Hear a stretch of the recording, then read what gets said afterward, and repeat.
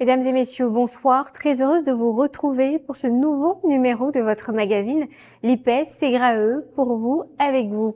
Dans cette édition, nous nous intéresserons à l'opération de contrôle de vie de l'IPS Ségrae. Opération qui a démarré le 6 novembre dernier et qui prendra fin le 31 janvier 2024. Sans plus tarder, je vous propose un aperçu du déroulement de cette opération. Depuis le 6 novembre dernier, les bénéficiaires des prestations sociales de l'IPS Ségrae sont invités à prendre part à l'opération annuelle de contrôle de vie.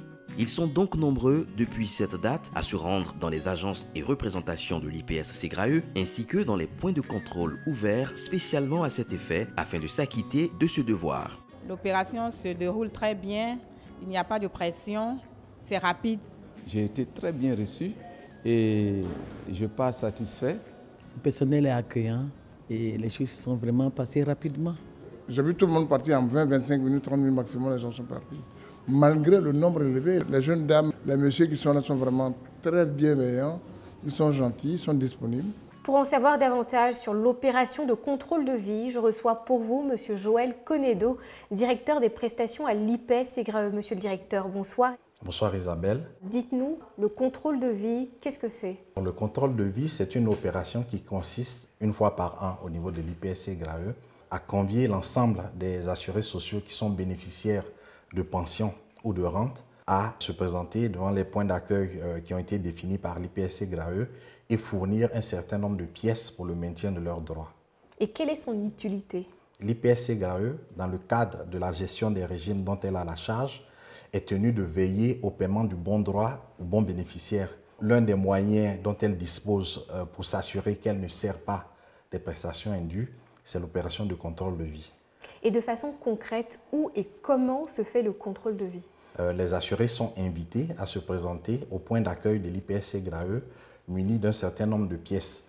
Donc, ils peuvent se présenter dans l'ensemble du réseau de l'IPS Ségrae, les agences principales, secondaires et représentations de l'IPS Ségrae. Des points de contrôle ont été également installés à l'hôtel communal de Koumassi, à la mairie de Bingerville, à la mairie de Yopougon, ainsi qu'à la trésorerie d'Abobo, pour faciliter justement la réalisation de cette formalité aux assurés sociaux. Quelles dispositions l'IPS Ségrae a-t-elle prises pour justement les personnes à mobilité réduite? Les personnes à mobilité réduite sont invitées à communiquer leur situation à l'IPS Ségrae entre le début de l'opération et le 31 décembre 2023.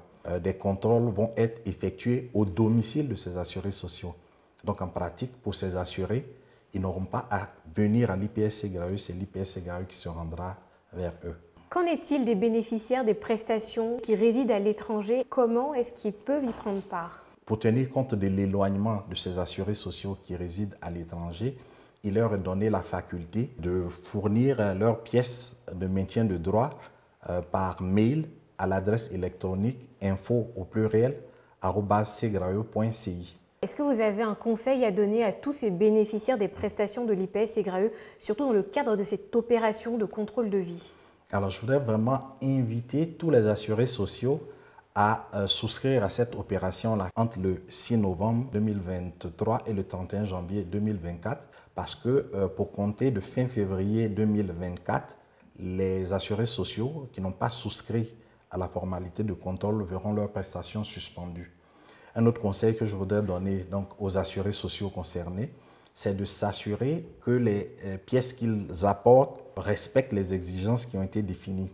En ce qui concerne donc le certificat de vie qu'il date de moins de 3 mois, en ce qui concerne le certificat de non-remariage pour les conjoints survivants, qu'il date également de moins de 3 mois. Et pour terminer, les assurés sociaux n'ont pas de frais à payer au niveau de l'IPS Ségrae.